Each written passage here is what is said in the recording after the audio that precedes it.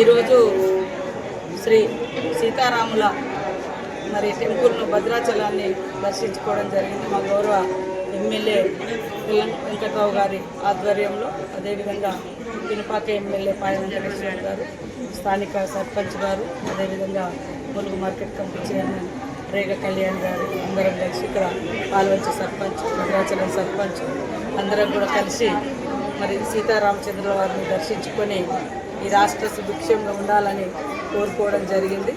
అదేవిధంగా ఈరోజు గతంలో ఎక్కడ లేని విధంగా ఆలయాల అభివృద్ధి కోసం మా ముఖ్యమంత్రి గౌరవనీయులు సోదరుడు రేవంత్ రెడ్డి గారు ప్రత్యేకంగా శ్రద్ధ పెట్టి రాష్ట్రంలో మొట్టమొదటిసారి కోట్లాది మంది భక్తులు 4-5 రోజులలో దర్శించుకున్నటువంటి ఆదివాసీల ఆరాధ్య దైవం, తెలంగాణ అందరి దైవంగా వెలుగొందుతున్నటువంటి సమ్మక్క సారలమ్మ దేవాలయాన్ని కూడా పెద్ద ఎత్తున పునరుద్ధరించి భక్తులు అందరి ప్రశంసలు పొందడం జరిగింది.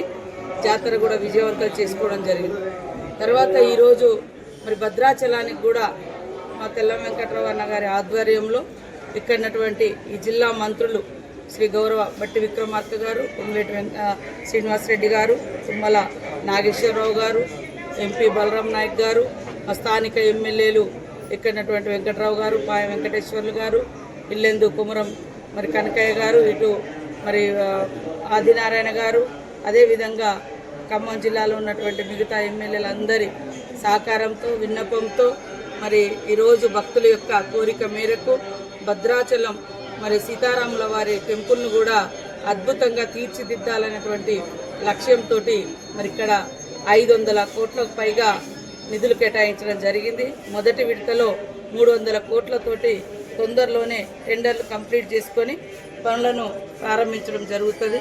కాబట్టి కొన్ని వందల ఏళ్ళు, వేల ఏళ్ళు ఈ యొక్క గుడి గోదావరి ఒడ్డు మీద నుంచి కొన్ని స్తరాలు ఉండే విధంగా ప్రణాళిక జరుగుతూ ఉంది.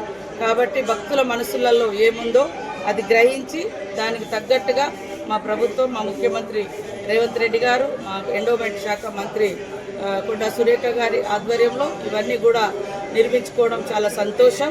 ఖచ్చితంగా భక్తుల యొక్క మనోభావాలను గౌరవించేటువంటి ప్రభుత్వం మా ప్రభుత్వం. కాబట్టి సీతారామచంద్రుల వారి యొక్క దీవెనలతోటి ఈ రాష్ట్ర ప్రజలందరూ కూడా సుఖ సంతోషంగా ఉండాలని మొక్కుకోవడం జరిగింది.